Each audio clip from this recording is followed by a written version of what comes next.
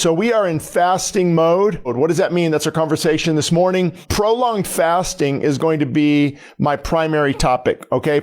Prolonged fasting. Why this is so important is because we're seeing now, most of you know, if you don't know, this will be good for you, kind of re-educating, but a lot of disease isn't necessarily genetic. I just had a friend text me this morning who's dealing with colon cancer, and I reminded myself it's not necessarily genetic, it's metabolic. It's happening at the cellular level, and that's why they say, genetics loads the gun, but lifestyle pulls the trigger. So lots of information out there on fasting, lots of information out there on the different types of diets.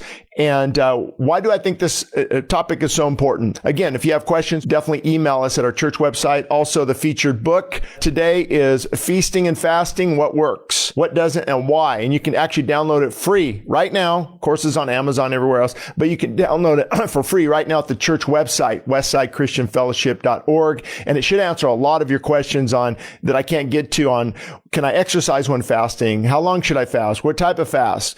What can I drink when I'm fasting? Is this fasting? Is this breaking a fast? It just answers a lot more questions. There's two topics when it comes to, at least when I teach on fasting, got to remember which way to go, and you're in fasting mode. There's the physical benefits, which I think are huge, and there's also the spiritual benefits that are huge, and they're the priority, right? I think we can all agree on that. But I don't think there's any harm from time to time say, you know what, Lord, I'm going to go on a fast. Of course, I'm going to seek you. I'm going to pray.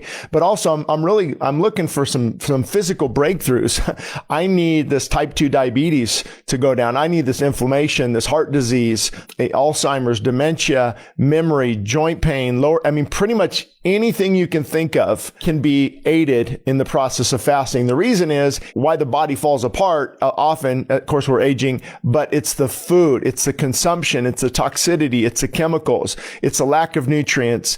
And so if you want the spiritual to be the foundation, we are starving the flesh and in order to be filled with the Spirit. Starving the flesh in order to be filled with the Spirit. We give up an appetite for food for a greater appetite for God. We want more of God. We want less of ourselves, more of God. So we humble ourselves, we fast, and we pray. It's about just seeking God. And it takes time. It takes effort, of course. And there's breakthrough, and there's challenges, and there's valleys. So spiritually speaking, it's important, and it should be a priority. But many of us it's hard to get to the spiritual because the physical is really sidetracking us. It's too difficult. It's too challenging. It's too hard. So that's why I want to unpack some of that, especially prolonged fasting. The longer you can go, starving the flesh, praying, seeking God, of course, using wisdom, talk to your doctor, electrolytes that your body will need. And what about OMAD, 1 meal a day? What about intermittent fasting? I believe they have their benefits for sure. And then you get into all the different diets out there, the diet craze, right? From carnivore on one end to raw, plant-based, nothing cooked, and then everything in between there. And if you're wanting tips on that too, by the way, the best diet is God's food, God's way, which means in moderation, as healthy as you can get, close to nature. I opt for, plant-based as being my primary fuel. I know people have tons of benefits on carnivore, and then I watch videos where people have tons of benefits on, going whole plant-based. It's amazing how much better people feel. Even juicing.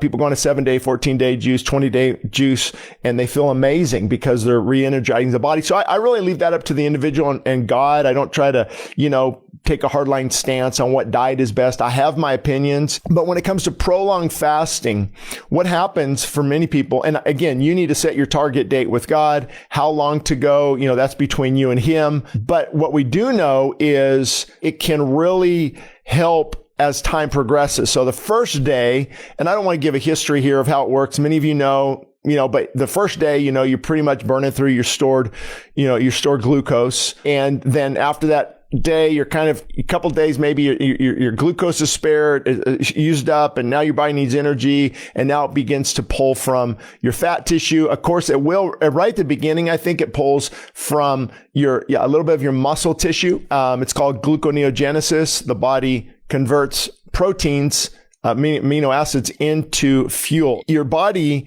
begins to switch. It's how we are created. So if you want to not get caught up in the diet craze, because it can get crazy from, red light therapy and cold water plunge and heat and the sauna and grounding and what type of exercise and what type of diet. And it can get paralyzing. I mean, if I get confused, I can imagine people that are just kind of learning about all this.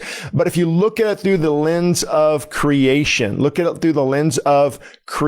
how did God create us? So probably the number one exercise, bar none, is walking. Wow. We're hearing a lot about that, aren't we? Steps.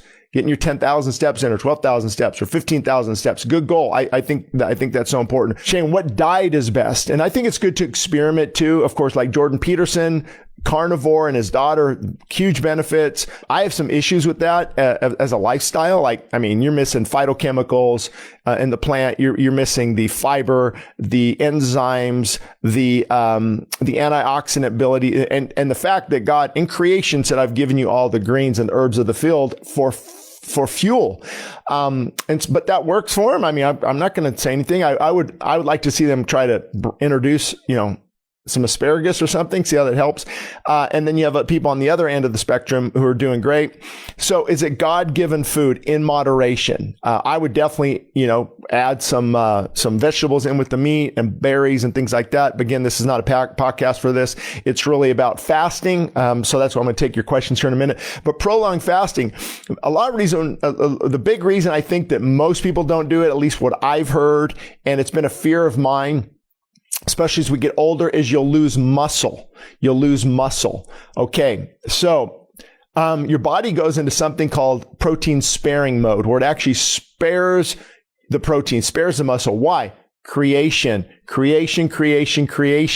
How God created us. So yeah, there might be a little amino breakdown, gluconeogenesis, but the huge benefits outweigh the little bit of muscle that might be spent as fuel. And also you can gain that muscle. Studies have found you can gain that muscle right back. And so, but once your body switches a couple of days and says, okay, we're not eating for a while, and goes into ketosis, then the muscle is spared. It might be broken down a little bit now and then. That's why I encourage people not to do high intensity training when fasting, because your body needs that quick energy. And so that's when it will break down muscle for fuel if it needs something really quick, because creating ketones is a slower process. But you can research Buchenheimer Wilhelmi Clinic in Germany. They've been doing this over 110 years, I think. And they've got studies on a 10-day, they use 250 calories of juice, just enough where you can function, but then you have Alan Goldhammer and others saying water only. I like Buchenheimer because it's doable when you can't go to a clinic. And so they have a 10-day study on men who they maintain their muscle. And I reached out to them this week and I asked if they had anything longer than that. They said it shows the same consistency at 21 days of this type of fast, preserving muscle, but not longer than that. So what happens on a prolonged fast, the reason I'm promoting prolonged fasting is because I think it's the most beneficial. The irony is once you get past day 2, day 3, that's when the healing takes place. That's when you start to feel better. That's when, even your prayer life, because it's hard at first. Sometimes you don't feel like fasting. You don't feel like praying. You don't feel like reading the words. Like, what is the point of this? So prolonged allows you to go longer so you can get past the hard stages and benefit. And I would go into it praying, Lord, I don't want caffeine withdrawals. I don't want alcohol withdrawals. I don't want nicotine withdrawals, processed food. God, help me. Pray for heaven, but expect hell. What I mean by that is expect withdrawals, because that's why, fasting thousand years, Jesus' time probably wasn't that challenging. So you know what? I'm not going to have figs today. I'm not going to eat any fish. And they're probably not detoxing from a lot. So it is more challenging, today. So prolonged fasting, the longer the longer you can go, the better, for health reasons. And they actually say, I'm reading books by Herbert Shelton and people even 100, 120 years ago, that they talk about where you'll know when it's time to stop, when your body's done, because natural hunger returns. It's more of a sensation in your throat. It's actually not in your, my stomach's growling. That's not hunger. That's addiction. So you kind of know, and I'm not encouraging people to, consult your physician, talk to your doctor, do some research. If you're in medication, taking medication, that has to be considered. What type of medication? That's why I like the Buchenheimer 250 calorie a day fast. And then I mentioned last time in one of my podcasts, Fasting in a Gluttonous World. Fasting in a Gluttonous World by my personal doctor, I consider, Dr. Paul Brillhart. He's out of Oklahoma, though. He's worked with morbidly obese patients for years, even obese patients, 500, 600 calories a day, mainly of protein and fat to keep your body in ketosis. And I won't break down the difference, but, Buchenheimer is more focused on decreasing mTOR, because mTOR and IGF-1, insulin-like growth factor 1, when they're both up, cancer cells can grow.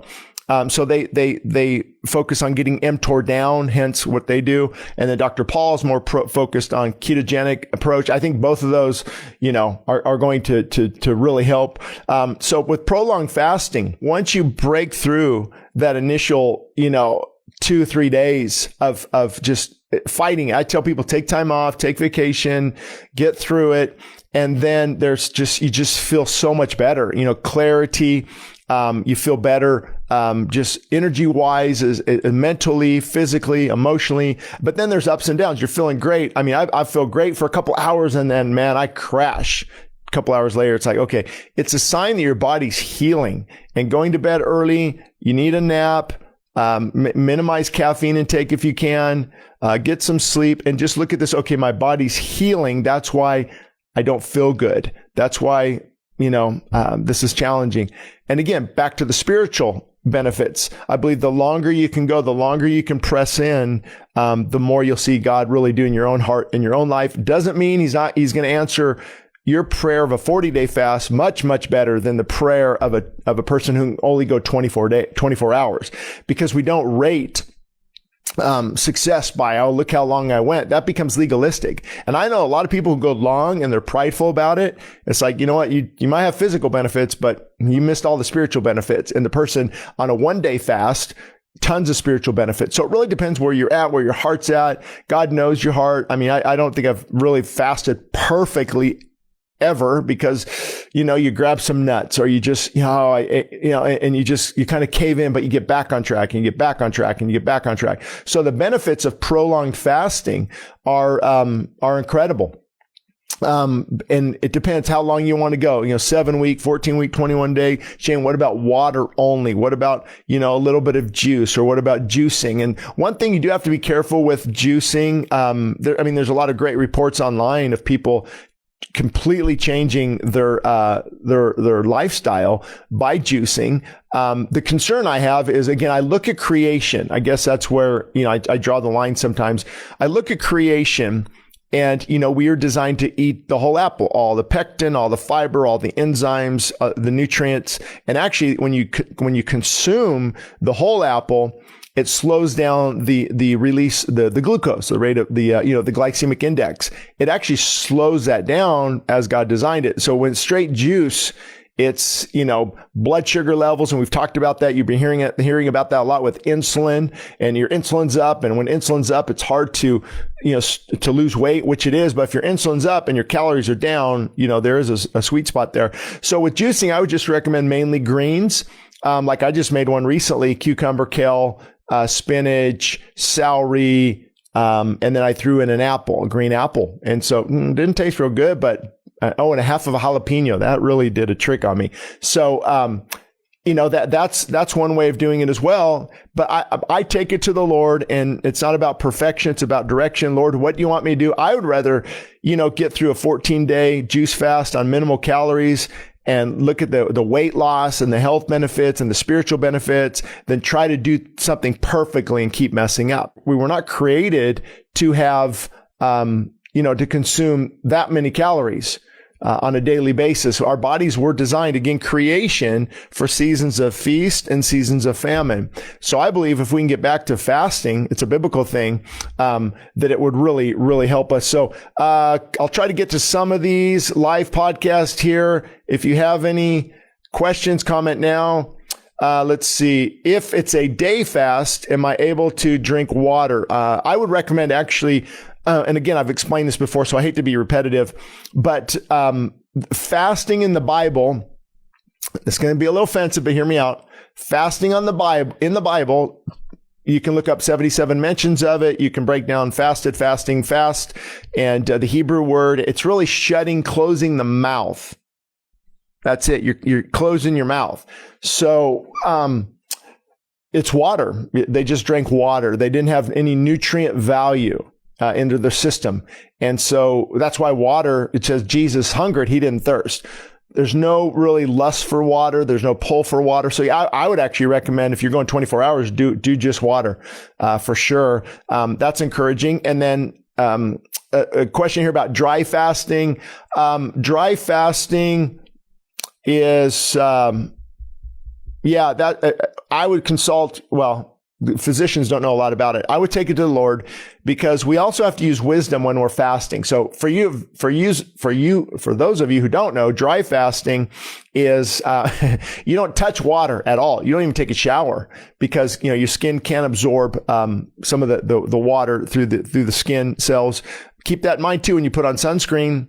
If it's chemicals or hairspray or deodorant, that's why they call these things now endocrine disruptors. When you're putting on deodorant, makeup, it can really mess up our system, lower testosterone levels, different things. I would be more worried about putting sunscreen with chemicals on my skin than I would be of the sun, personally. So what was my point on that? Oh, dry fasting, water fasting. So it's people don't drink water. They don't touch water, nothing for a day or two or three. If you're asking my advice, again, I pray about it. The longer you go, the more detrimental it becomes.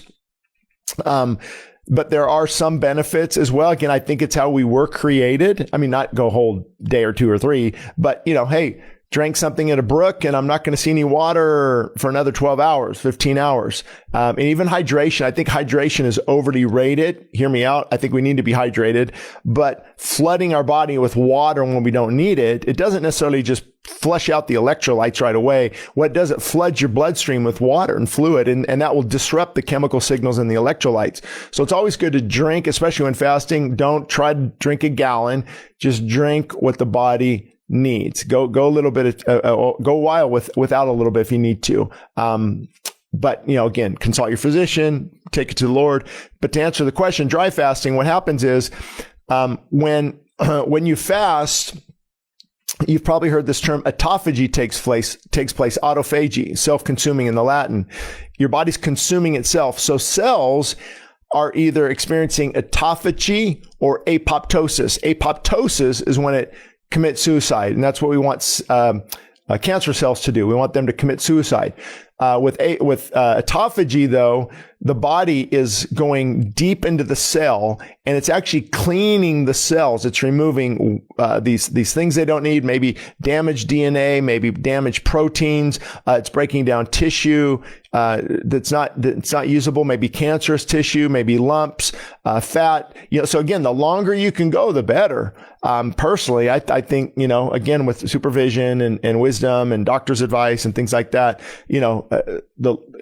because you don't want to start a fast, you're getting all these benefits and then you stop it too soon. And especially with refeeding syndrome, one thing about fasting is you got to be just as diligent when you refeed as you are when you're fasting.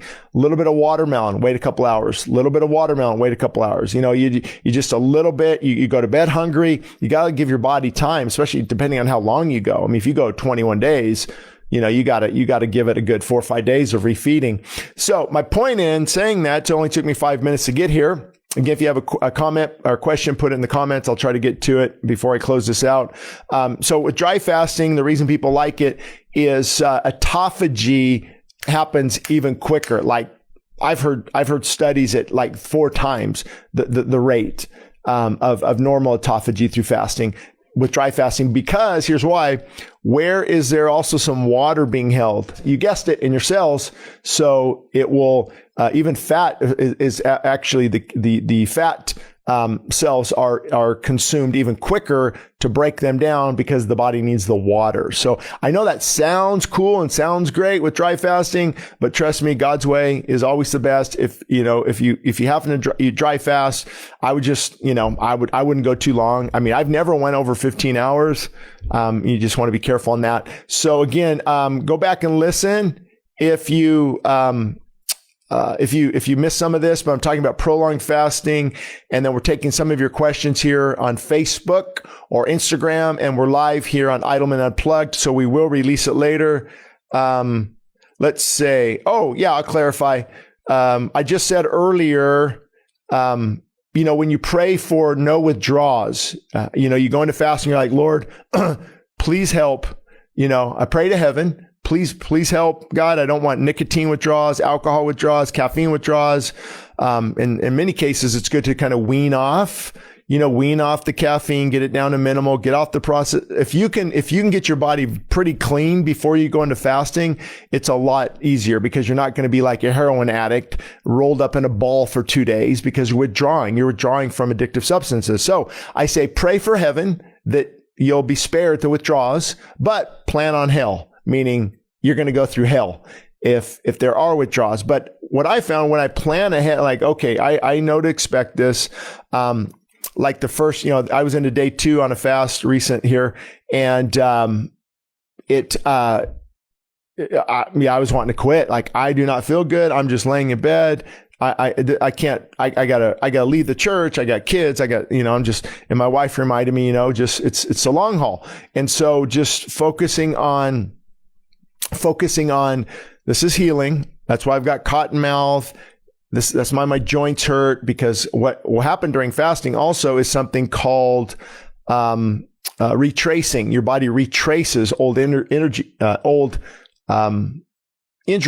And again, I explain all this, and you can download the book. It's at Amazon, of course, but you can download it free at westsidechristianfellowship.org.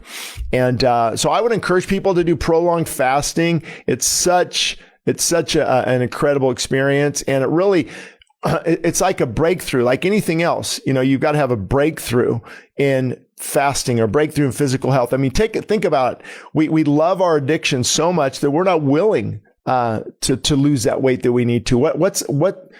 Choose your hard. Yeah, fasting is hard, but so is being overweight. Trust me, I'll take fasting and feeling better and eating better 10 times more than how I used to feel sluggish, and just getting through the day was challenging. My attitude was affected.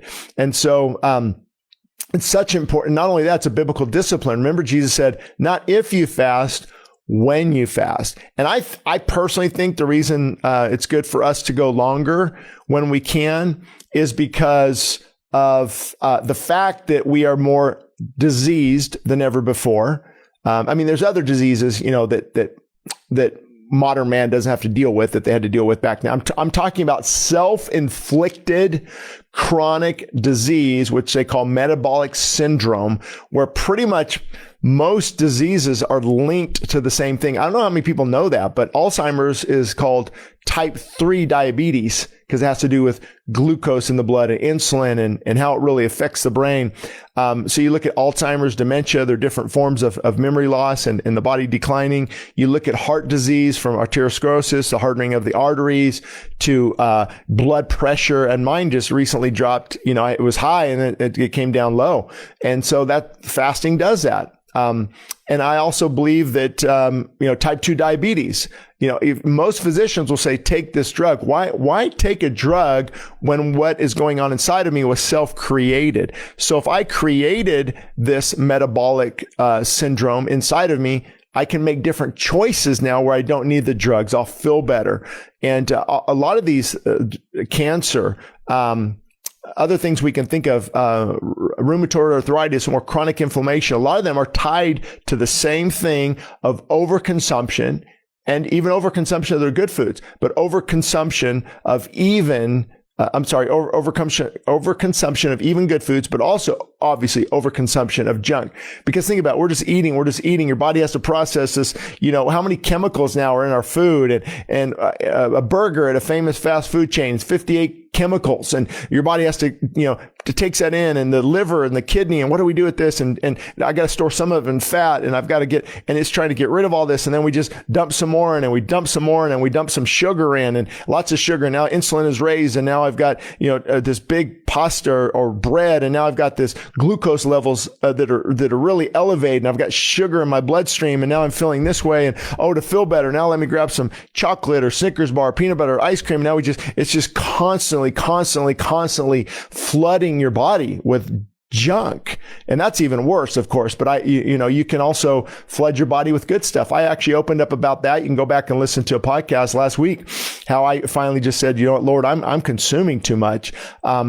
And it's so important to do prolonged fasting to get to really the heart of the issue. So again, Instagram, I'll look for this in just a minute. If you have any comments or actually questions about this topic of fasting. In other words, I'd love to hear from you. Even Facebook, just put in there, just even if you hear this late, what's your top question about fasting? Your top 2 questions.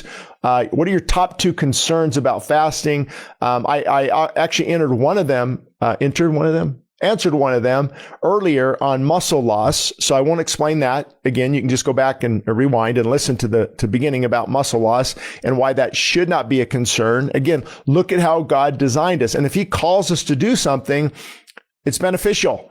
So let's just say, okay, I went on fast and I lost a pound of muscle. Okay, big deal. The benefits far outweigh the risk. And it's easy with muscle memory, and they show once you start refeeding, you actually will build that muscle that was lost.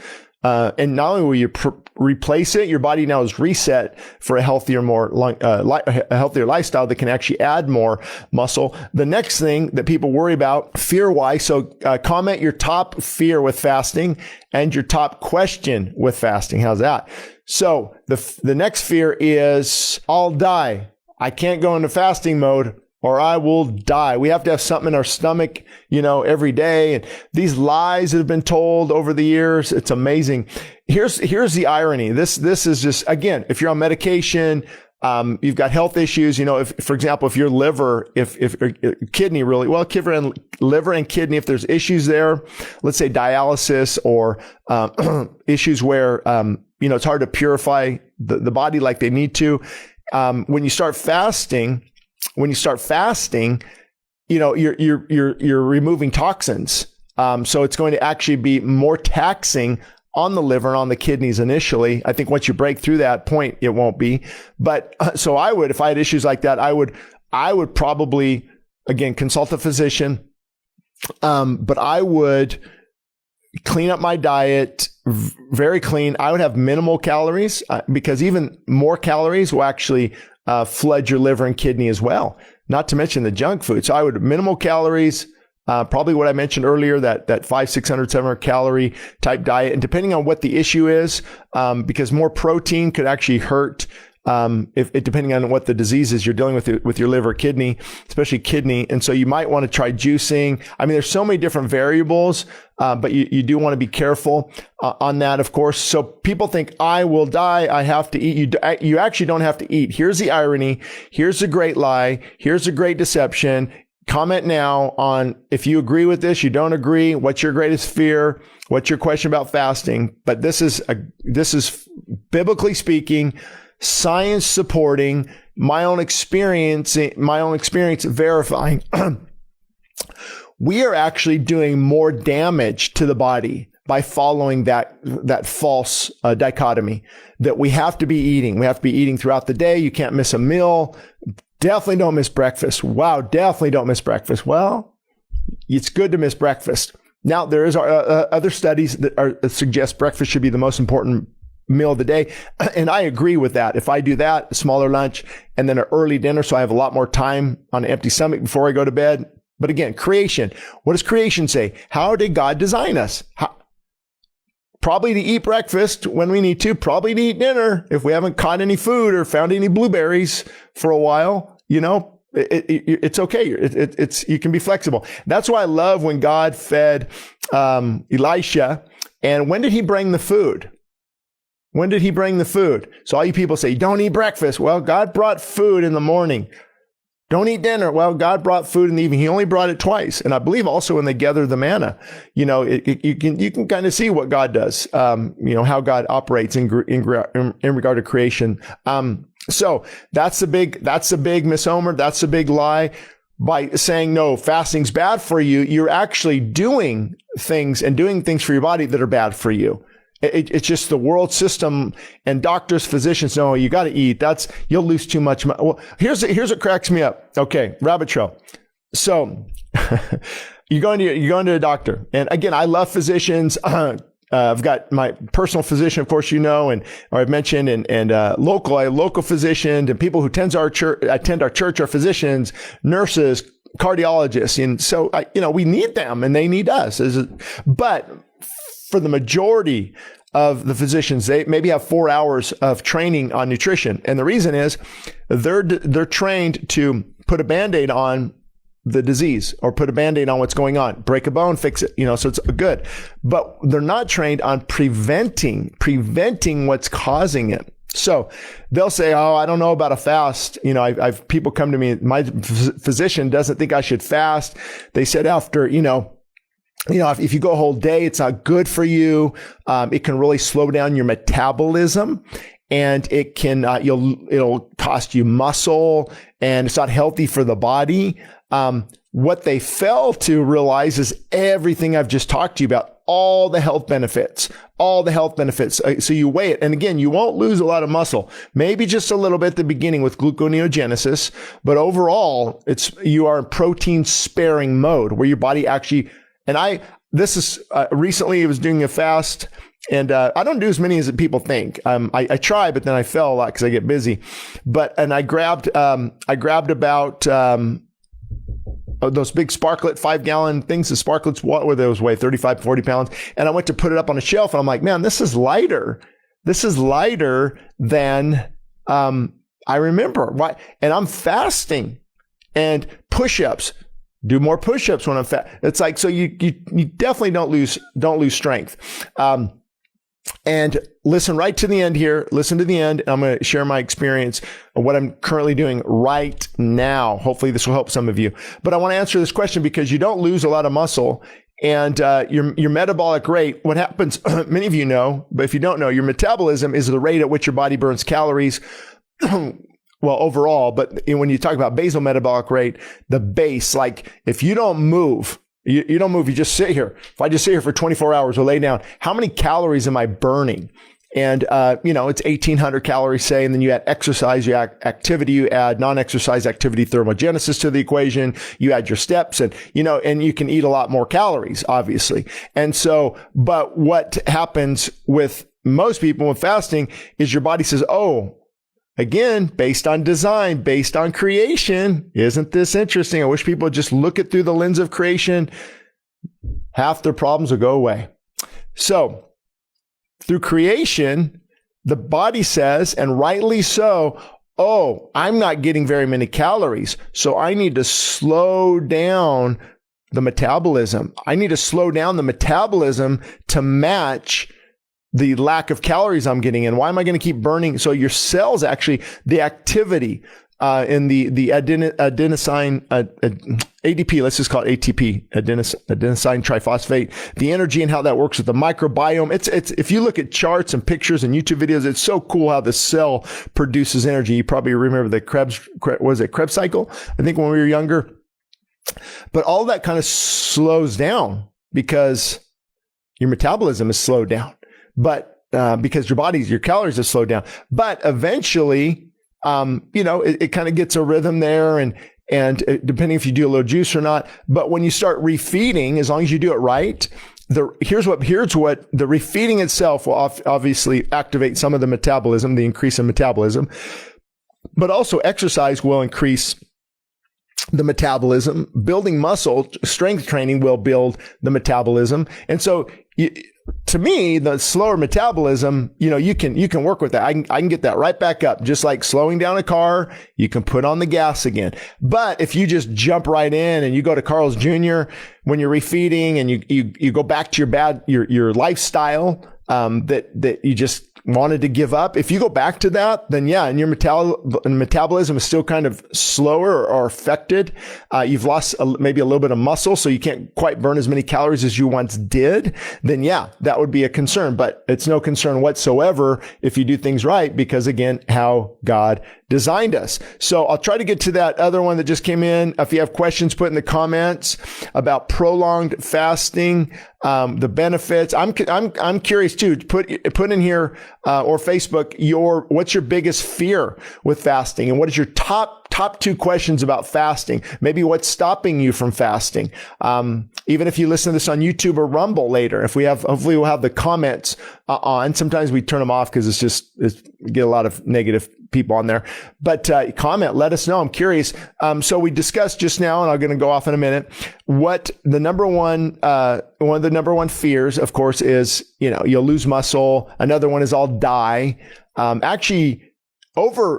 Fasting doesn't kill us, overconsumption does. So, I say that understanding that, you can't just jump into a 10-day water fast and not be prepared, not have a little bit of information on this, not letting your physician know. Again, if you're on medication, fasting lowers your blood pressure. So you don't want to be on blood pressure lowering medication.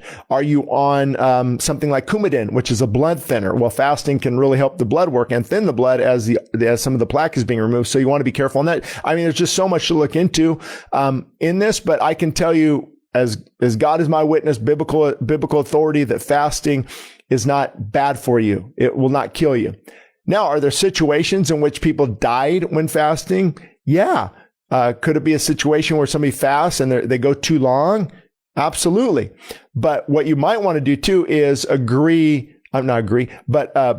some electrolytes. There's some out there that don't have any sugar, and I don't mention any brands. Right. I don't really promote anything. People hit me up all the time to promote their stuff, but, so you get some good electrolytes with not aspartame or chemicals, and you have a little bit of sodium, magnesium, potassium, and that will really keep you feeling a little bit better, especially the sodium, and then the potassium can help to regulate the heart rate and palpitations and things like that. So again, we are in fasting mode today. We're talking about prolonged fasting, and if you missed it, you can download my book. Right now, you can go to the church website right now and download it for free. I'll probably put here on Facebook. I might be able to do it on Instagram as well. No, you have to go over to the website, westsidechristianfellowship.org, and I'll put the church website in the comments on Facebook, and probably just a PDF. You can just click the PDF and start reading right now. Click it and read. So, a couple of last ones before I get going.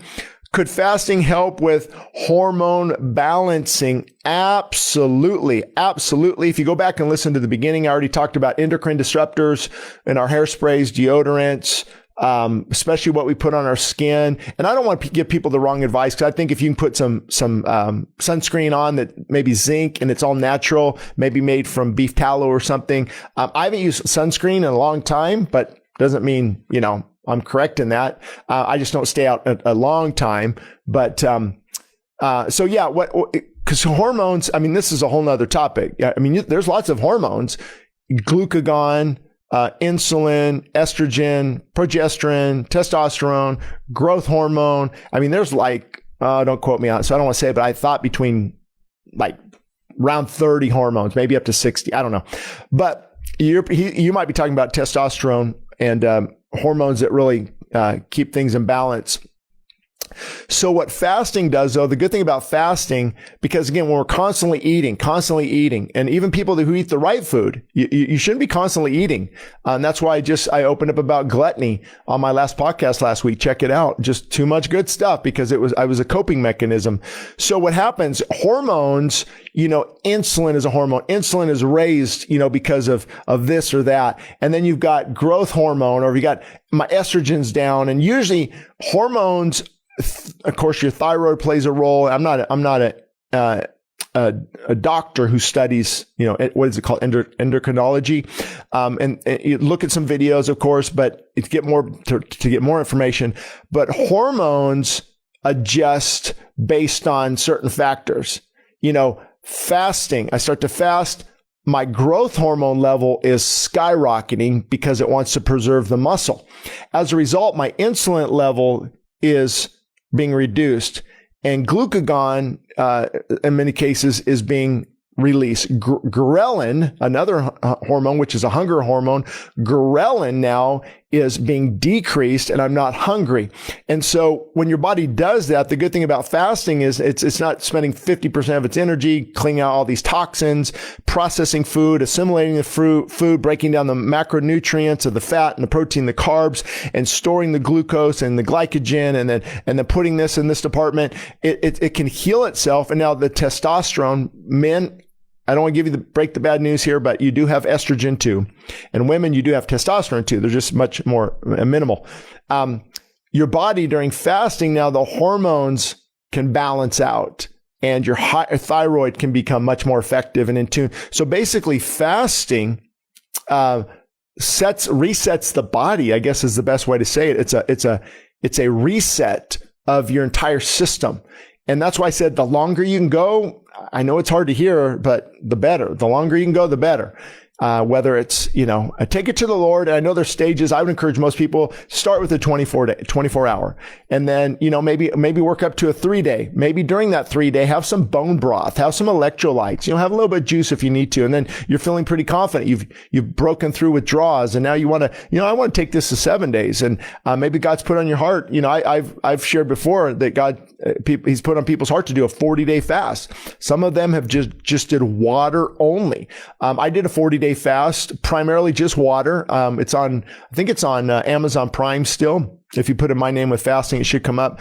But every now and then, like on Easter, I had 3 services, busy weekend. I took a little bit of nuts. Another time I had to preach, I took a little bit of juice to get through the Wednesday night service. So I made some adjustments, but dropped about 38 pounds, I think. Yeah, anywhere in the 30s. And again, weight loss is not the issue. I mean, I think it's okay though to fast for health reasons for sure, but it's nice. It's nice to have those benefits, but keep in mind, here's a big thing that will really help. There's no way around it unless you really refeed slowly and are meticulous and keep up a lot of cardio and training. And, you're going to gain a good amount of weight back, because as soon as you start eating carbohydrates primarily, and your gut fills up a little bit with material, there's a pound or 2. And then now, you're eating your carbohydrates. Well, that's glucose. And now glucose is going to be stored in your muscle and in your liver, as well. And as the glucose binds with water, and so you got some water weight. Just remember, let's say it holds a gallon of water. I get a gallon of water back. That's 7 pounds. So 7 pounds in addition to the 2 pounds of gut bacteria. But there's always gut bacteria, but you know what I'm saying. So let's say you're easily going to probably gain 8 or 9 pounds back, 10 pounds back. Men, maybe a little more, women, maybe less. But I'd say you're definitely going to, but if you start to gain over that, like let's say when I lost, and this happened to me, confession. Okay. I lost, I don't remember now. Probably almost 230 pounds, dropped to like 193 or so. And I could have hung out there right around 200 pounds, but and me, it wasn't bad, Chick-fil-A, In-N-Out Burger. And it was just too much good food. And I started to gain some of that weight back now. So to tell you what I was going to tell you earlier, right now, talking to you, just to show you it is possible. I'm on day 14 today. As I'm recording this, just have water and I have a little bit of juice when I need it, the Buchenheimer 250 calories, or instead of a little bit of juice, maybe, if I have like a little bit of almond butter to drink some green tea in the morning. I don't know why I get sick drinking green tea and matcha. Very minimal amount. You're probably averaging, a pound, half a pound a day. And you don't get caught up on the weight because you're only going to lose about a half pound a day. Once your body settles in, you get up, I'm weighed the same. Well, you could weigh the same. And this happened to me. I weighed the same for 2 days in a row, at least. And the reason is if I took some creatine or some electrolytes, a large amount of sodium. I had a little bit of beef jerky on one of those days too. That sodium is water retention. Creatine is a cell volumizer. So creatine, which is real popular, you will hold on to water. And so once I got rid of those, the next day, begin to lose again. Again, for me, it's not about the weight loss. I'm considering maybe I don't even have to lose or maybe I don't even have to check my weight. But this one I'm actually doing for physical reasons. And once I get down, I want to maintain that. Going to go a while. Don't know how long just yet, but you can do it. It was hard the first couple of days. And yesterday was hard. Yesterday was pretty hard. I had to just go lay down early, like 7 o'clock, and go to bed by 8. But then I'm up at 2:30 in the morning. I've been getting up 2:33 in the morning every single day, which feels amazing. Amazing. You get up, you can work out. You can, if you need a little bit of caffeine in the morning, like I've talked about before, I think it's okay. I just wouldn't have it later on in the day, after 9 a.m. because it's got a half-life, and it definitely affects your deep REM sleep. So if you have to have it, have a little bit in the morning, and then throughout the day, sleep and rest and let your body recuperate. So if you're a guy, you can relate. Especially as you get older, you got to maintain that muscle. But believe it or not, let me preface this by saying, listen, let me hear out my full presentation here. I don't really mind, about losing a little bit of muscle because, by the way, you lose it as you get older. I don't know what the percentage are, but I look at a picture. I weigh the exact same just about right now that I weighed at age 29. And I look at a picture when I was age 29 and I was like, I've lost a lot of muscle. Like I was leaner, less body fat back then. I was kind of looked like a mini Arnold Schwarzenegger. He was 240. I was like 210, but, or 208, whatever it was. My point is, looking now, it's like, man, this muscle goes pretty quick. Now we want to maintain that. And there's, again, dieting on, if you're just coming in, go back and listen to the beginning. I talk about creation. There's this big movement now on more protein, and then less protein, like from Walter Longo, Alan Goldhammer. Of course, you got the Esselsons, you've got the T. Carter Campbells, you've got the McDougals, you've got the whole plant base, and you got the, Peter Attia, Thomas DeLauer, Ben Bickman, Paul Saladino, Ben Greenfield, Gary Brecka, you've got the more protein, Dr. Gabriella Lyons, and they've got some good points. And that's why, you look at it from God's perspective. You don't get too caught up in the different things because either one of those will work good for you as long as your caloric intake, and this is controversial again. I know Dr. Jason Fung says some things that he might not agree with it, but I found in my own life and the life of when I help thousands of weight loss clients, your calories do matter because calories don't matter. It's all about insulin. And that is true. I mean, if insulin's high, good luck burning fat. And that's what Dr. Ben Bickman talks about, as well. But true. But also if you're consuming too much energy, it doesn't matter if your insulin's low, and your metabolic rate is normal, you're not going to burn a lot of weight or fuel. And that's why a lot of people who go on carnivore, they lose 5, 6, 7, 8 pounds. The reason is they've lost all that glycogen, that stored glycogen. But if their calories are more than what the body needs, it will be stored and their progress could be stifled. Same with whole plant-based food.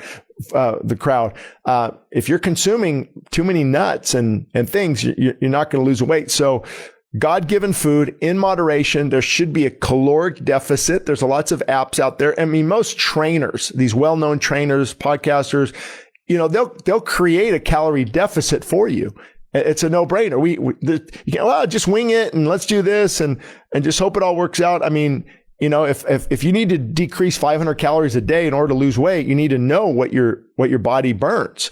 And you need to track it. And now that can become a form of dieting. I don't think it's good long term, but eventually a banana has 120 calories, a piece of bread 100 calories, depending on if it's sourdough, peanut butter, or how much in a tablespoon. You got this apple at 80 calories, or an avocado at 230, and you begin to know, and you begin to see, handful of nuts, 300 calories versus this huge salad. I mean, and you begin to choose wisely. And so anyway, hope that helped. This podcast of Idleman Unplugged on the topic of prolonged fasting. Thank you.